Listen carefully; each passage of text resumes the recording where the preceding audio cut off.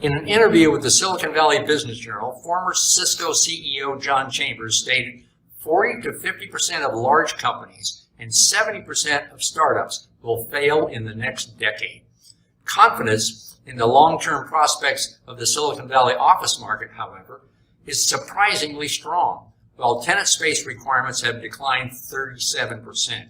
According to CBRE, Silicon Valley is better insulated to withstand the recession compared to other markets. So who are some of the winners of this pandemic? The healthcare industry, of course, healthcare, clinics, labs, and medical device manufacturers, entertainment like Netflix, teleconferencing like Zoom, and of course, Amazon. Silicon Valley is a global magnet for high-risk venture capital. When times are good, they're very, very good. But when things turn down, the descent can be dramatic. It's like when Warren Buffett said, "It's only when the tide goes out that you learn who is swimming naked." Amazon's acquisition of Whole Foods sent shockwaves through the grocery industry.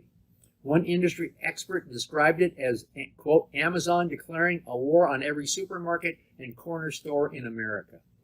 Many believe that Amazon, Apple, and Google and Facebook are abusive monopolies and that our markets are no longer competitive. For example, Google has a 92% market share. Facebook owns 4 of the 5 biggest apps and 79% of the smartphone profits. There are a couple of positive notes, however. Chris Thornburg, principal of Beacon Economics, said that California, particularly Silicon Valley, entered the COVID-19 crisis from such a strong economy that we are in a better position for a more rapid recovery. Pre-COVID-19 unemployment was at a 50-year low. Our economy is also much less fragile than it was in 2008. McKinsey & Company analyzed the impact of automation on job growth and concluded that 46% of jobs could be replaced by the current methods of automation by 2030. A Stanford University computer science professor said at the 2019 Joint Venture Silicon Valley Conference that 50% of all jobs could be automated by artificial intelligence. For example, there are 3.5 million truck drivers and 700,000 bus drivers in the U.S. who will likely be displaced by autonomous trucks and buses.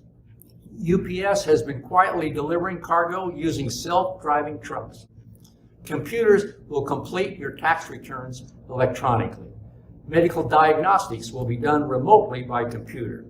3D printing of products from shoes to electronics will be available. Car ownership will be obsolete. Call a self-driving car when you need one. Fewer accidents, lower insurance costs, fewer repair and body shops. Even Major League Baseball umpires may be replaced by AI. Lasers can call balls and strikes more accurately than humans. Most economists expect low inflation for the next 3 or 4 years, somewhere between 0.5% to 3%. Combined with low interest rates, that should provide a more rapid recovery than we experienced during the Great Recession. The Federal Reserve announced that it will keep interest rates near zero, even if inflation exceeds the Fed's 2% target level. There are significant differences, however, between the 2008 Great Recession and the current recession. The 2008 recession was caused by subprime mortgage credit fraud. Recovery from the Great Recession was longer and slower than this recovery will be once we have a vaccine and have COVID-19 under control. Worker layoffs back then were more permanent. The U.S. economy didn't fully recover from the Great Recession until 2015. A slowing economy also takes its toll on tax revenues, particularly here in California. Government spending is an important component of a healthy economy. There's a connection between economic growth and tax revenues. As tax revenues decline, so does government spending. Only 17% of GDP is tax revenues. It is clear that this is way too low to adequately recover from a deep recession. Economic activity is highly globalized. Disruptions in business and economic activity can have a sustained effect beyond the immediate medical crisis. We are learning it will take more time to recover than most people expect or hope.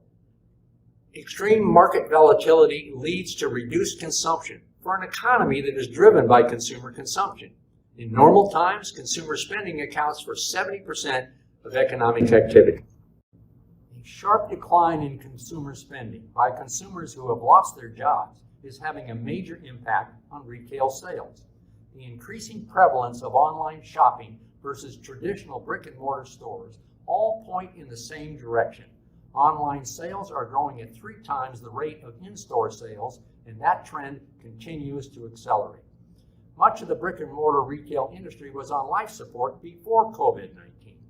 The retail bubble has burst, and the problem is not cyclical. I believe it is a forever trend. Traditional retailers were very late to e-commerce. Retail malls are leading the retail mess.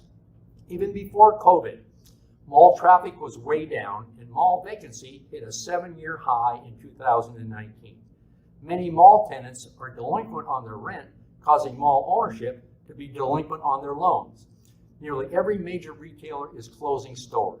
Gone are the bookend department store anchors in shopping malls.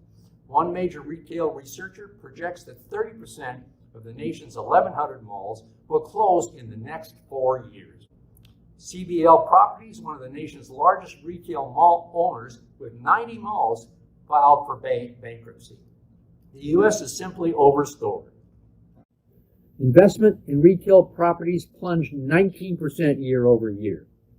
Millennials are the driving force behind e-commerce. Millennials grew up in a one-click world where speed and convenience is expected, indeed demanded. Before COVID-19 recession, mid-level retailers were struggling, consistent with the decline of America's middle class.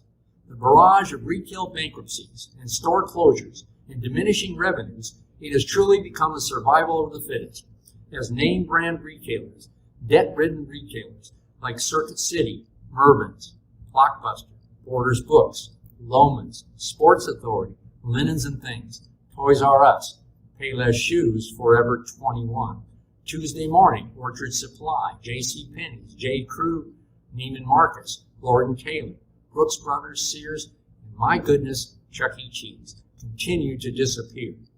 Is there a winner? Victoria's Secret, sales up 68% since COVID. One retail leader described it as the 3 C's: closures, consolidations, and contractions.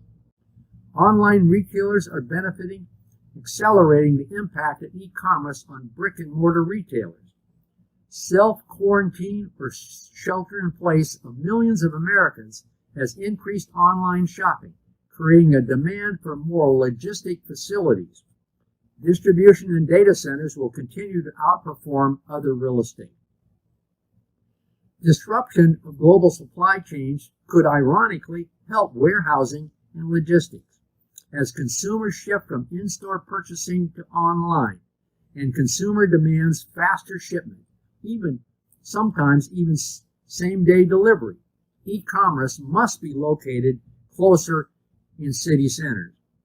Jobs in fulfillment, delivery, and related roles are growing at faster than jobs lost by brick-and-mortar retailers.